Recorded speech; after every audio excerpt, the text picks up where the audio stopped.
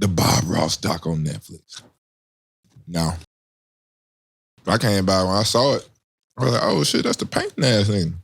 I was like, what could be scandalous? What's the painting guy?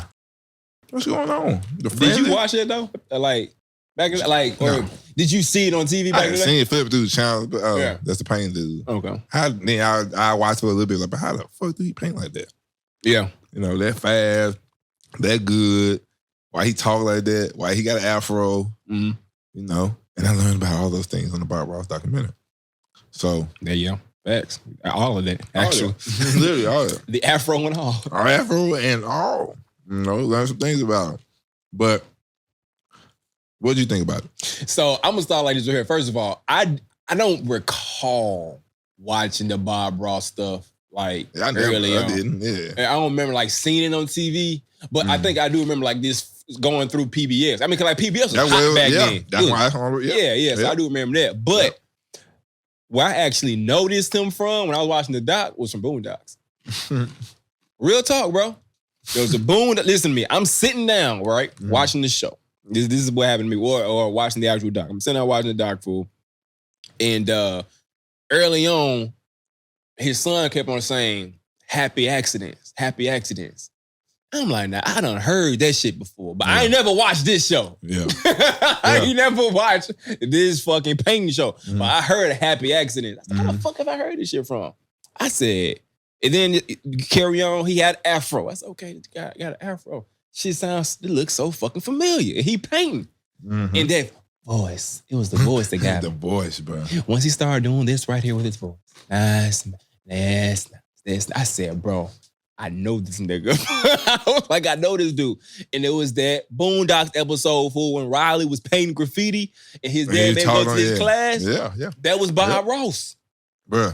That was my first time, like, okay, that was my first thing when I watched the doc. It was like, oh shit, this is Boondocks. My first thing question when I watched the doc, like, that didn't get answered, is why the fuck did he talk like that? It did get answered. It did? When? Yeah. Bro, in the the women there said that he used the voice. But he used the voice because because the other painter was aggressive and loud with his shit. Exactly. And he wanted to give a different flow. And like women was watching the show. And then women watching, he would feel how he would get, that's how he was getting this shit in. Basically, getting away out the paint flow. Bro, he was the first one to do paint sips. Stroking them with the voice. He was the first one to come up with paint sips, bro. You know, like all this shit niggas be doing, trap paint and sipping wine and shit. Yeah. It was him, bro. That nigga started that. And he didn't even know he was starting that. He had no idea. He started. He didn't know all these ladies was at home sitting with their wine and. Bro, he knew that. That's why he started talking. He did. He knew it, but they were never. You know, they were feeling like they were having it. They were 1-on-1 with. They did. Bob Ross. Inside their house. But you felt like that, though, because this nigga, if you just close your eyes and listen to this nigga talk, you be like, damn. I wouldn't want to close my eyes and listen to this nigga talk, fool. I don't think that's the dude I want in my ear, bro, talking to me like that. Hey, if there's a conversation to calm me down, like, what if he mad? That'd be the perfect voice to hear. I'm going to be honest with you. You know what I thought was going to happen in the Bob Ross? What? Are you going to be something about him being a pedophile or something? Yeah. That's what I thought. Too. That's what I thought. I started watching. Off rip. I was like, this is nasty motherfucker. But then I found out he got fucked. That was 1,000%. Yeah, that was messed up. I tweeted after I watched the doc, bro. Don't y'all buy no Bob Ross shit. Yeah. Don't buy that stuff. Don't buy no Bob Ross shit. We do not support the merchandise of Bob Ross. Not because of Bob Ross. Not because of Bob Ross. Because of Bob Ross Company. Yes, bro. And then just gotta go watch. You gotta watch it. But it was dope though. I feel like one thing that I did get from it was like, and I think that's why Boondocks chose to use him for the show, was because he was slick being kind of rebellious with his paint. Like he was doing shit because he loved doing it. And like, you know, even when he was talking, like he started talking a little reckless towards the end, but they weren't gonna say nothing to him back because he was Bob Ross. So I feel like him, like, I think the Boondocks knew that, all right, you know what? He's like a reckless dude. He out here getting the fuck just like everybody else. Like he just want to paint. Yep. Like, who's a perfect mentor for Lil Riley, bro? But a Bob Ross. That's what I kind of got from it, bro. But it's a good ad. Thank you for telling me to watch that bitch. Hey, that man taught a colorblind man like how to paint. That was crazy. That shit was crazy. That was crazy. Colorblind man said, I can't paint. I'm colorblind. He said, let me show you something. Let me show you something.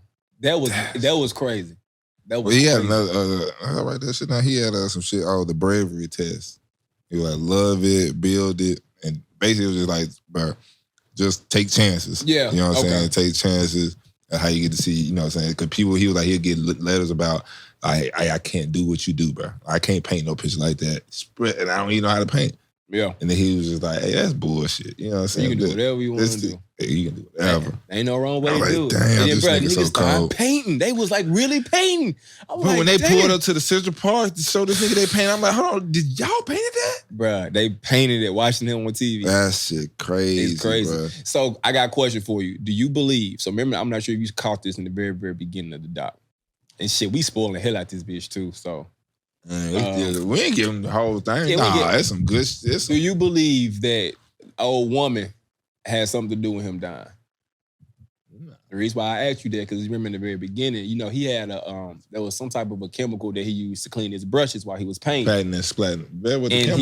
And it was some type of chemical, but he was breathing that shit in. It was making him sick.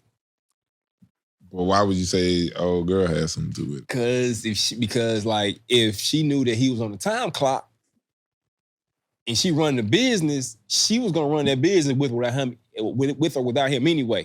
So if he went on and passed away, she already owned his name. She owned everything. But he passed away. But she can't use the. She doing it. What you mean she can't use it? I'm saying she can't. Not him. I'm talking about how is she gonna use the paint like the shit that he was using? It's the chemical. Because they brought him the chemical to clean his brush with. But I thought he was already using it anyway because that's the only way that they can paint like that. I think you're right. Dry. Yeah, I think that's right. what it was. That's the reason because they used to coat that bitch first with the they paint. That's the way they got to do the little whatever it's called painting style of that painting. Okay. Yeah, battery test, nigga. Yeah, it was a fire doc though, bro. It was like a lot in there. I do feel like his. You know what I'm saying? Like the relationship he had with his son. It's just crazy to me, bro, because it just goes back to the end of the day, fool. That man right there did that shit till he couldn't do this shit no more. He was sick as hell. He was sick and he was running it up, bro. And running it up, bro. God. I just hate legal shit. It's crazy. I don't give a fuck what you do. I don't care if you own this distributing company or own this record label. You should not. Or anything, you should not be able to own nobody's name, bro. Ray Kroc. I told you what. Yeah. And you still ain't watched it. I did watch it. Oh, you did? Yeah. Talking about the movie or the movie? I see both. Both. It don't matter. Yeah. Ray Kroc too. Same shit, bro. It's like, yo, I just need the name, cuz. You get the name. People shouldn't be able to own nobody's name. Man, listen, bro. What you legal stuff, bro. Yeah, I understand, bro. It's crazy. I mean, hey, you know what? It goes back to exterminate all the brutes, bro. Hey, real talk. The whole owning shit, legal law, it was created for a reason, fool. Oh yeah. It was created for a reason. And the person that created it wants to control it. Mm-hmm. It goes down that rabbit hole, bro. That's the reason why, all these laws to us, this don't make no sense. But it wasn't designed for us. It wasn't designed, yeah. It wasn't designed for us. Sure. You know.